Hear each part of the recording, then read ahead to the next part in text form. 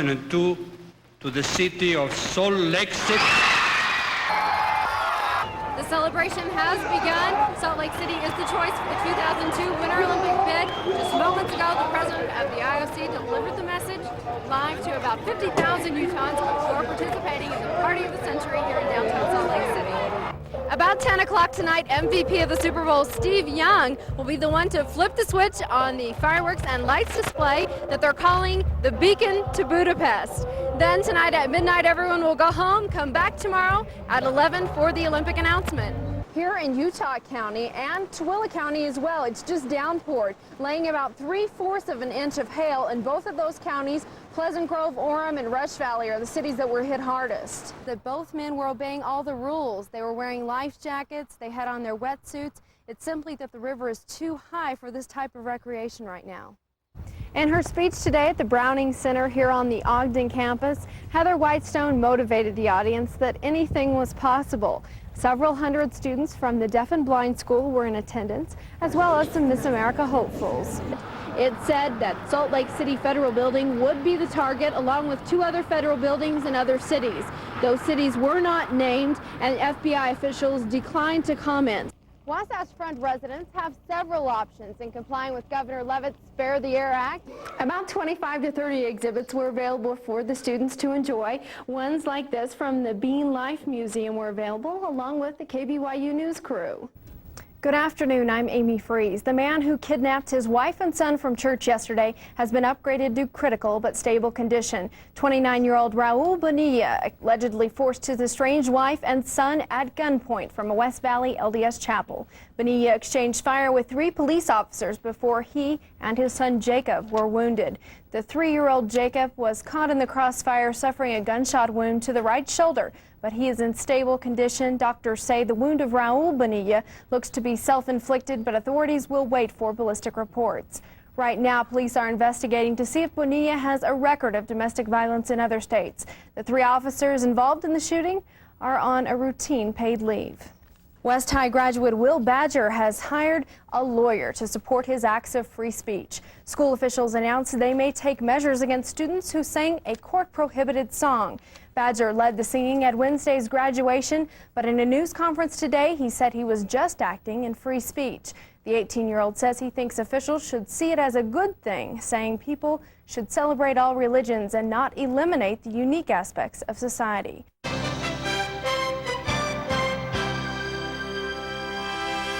Welcome to the KBYU Update. I'm Amy Freeze. The city of Provo hosted an Olympic flag relay at Dixon Middle School this afternoon. Utah County's Timpanogos 5th grade choir sang "God Bless the USA." The children watched skydivers deliver the city flag and were greeted by Mayor George Stewart, who turned the Provo flag over to Olympic support.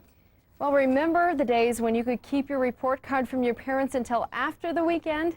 Well, with the information age upon us, some Utah County parents have their child's grades at their fingertips. The newest release of education technology gives parents and students easy access to grades and future assignments.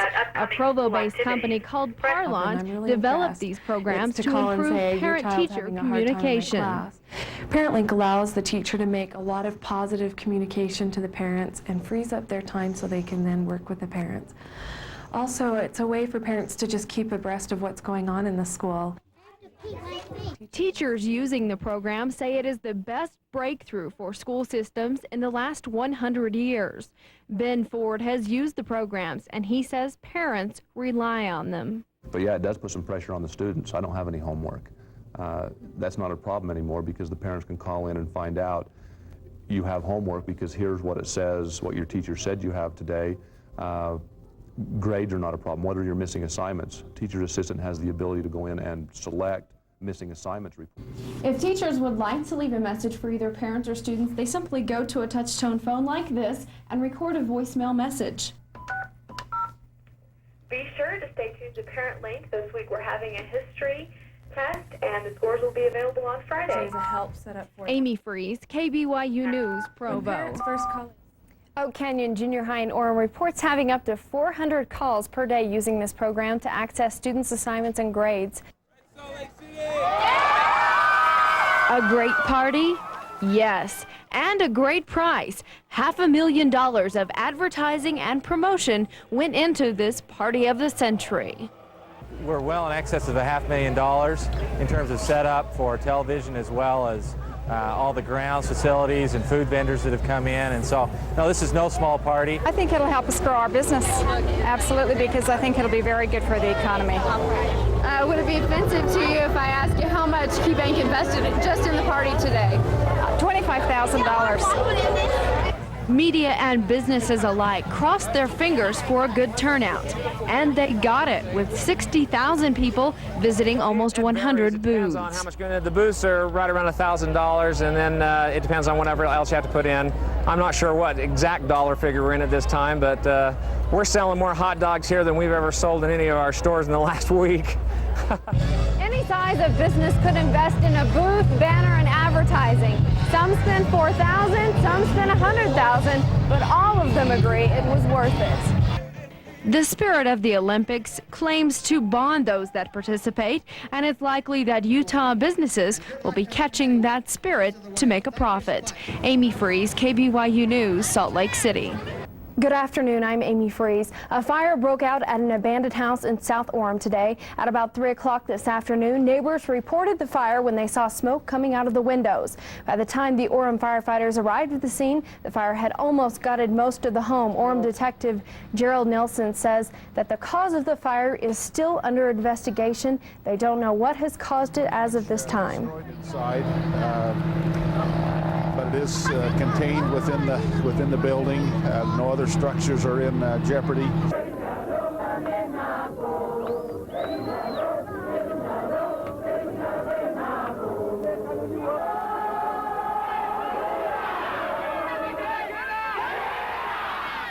What's the feeling of the people on the street there?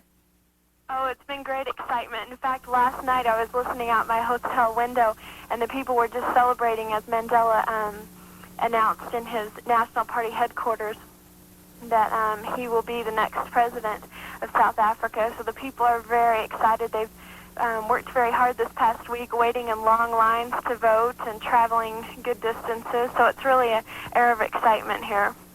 The Jets start their world tour in Salt Lake City in the Delta Center this Saturday. Do you guys have anything you'd like to add? Well, we're excited about it. We hope that everyone comes out to it because all the proceeds go right back to the city to help youth programs. Great. And what's your theme going to be for the concert? The theme is all about love people. The title of the album, and just celebrating the youth and celebrating the community and them taking the time just to really support their youth and loving them. At Bingham High School, yeah. It is 7 a.m. in the city of Provo, and Juan Reese will pick up 40,000 pounds of trash today. Squeeze, lift, and dump it. Reese says the garbage cans can really take a beating. And when you squeeze them, the cans will, when they're cold, they're the crack or break when you drop them. Some of these trucks where the cans are not positioned right will drop them too hard or make a hole down in the bottom or something. Some people will put metal pieces, cement chunks in there. While the city of Provo spends close to $1 million on garbage cans, they hired the nation's first garbologist to test durability after all the wear and tear on the cans. So we took the cans and we developed tests that are like reality. For instance, you know that the garbage cans are picked up by a truck that squeezes it and lifts it and dumps it. And we figured, well, that probably happens once a week, and they need to do it for 10 years, so that's 520 lifts. Believe it or not, a garbage can like this has to last the city of Provo about 10 years. But with Brent Strong's garbage can testing, the city taxpayers are getting their money's worth. The cities, the biggest benefit is that they can know which of the garbage cans is the best one, which will stand up best. Supervisors are really well aware of that, so that's why these cans go through so much testing. Juan's been collecting 14 years. He says the cans are better than they used to be. Through wind, snow, rain, and his pickups. It's a dirty job, but somebody's got to do it. Amy Freeze, KBYU News, Provo. First Interstate economists gathered about 50 prospective clients at the Riverside Country Club to discuss Utah's economy. Economist Brian Carey says there's good news. The outlook for Utah is terrific. All along the Wasatch Front, we're going to continue to see very strong economic growth, even if it fails to match the kind of figures that were posted over the last couple of years. Not only will we have our 8th consecutive year of very rapid growth in this market, but we have an excellent chance to extend that string through an entire decade. The good news is unemployment is low. Utah job creation doubles national figures. The taxable retail sales are on the rise. Personal income is at a steady growth rate, and the quality of life is encouraging population growth. Well, that's the good news, but with Utah's growing economy, there is a downside, and that's where the bad news comes in.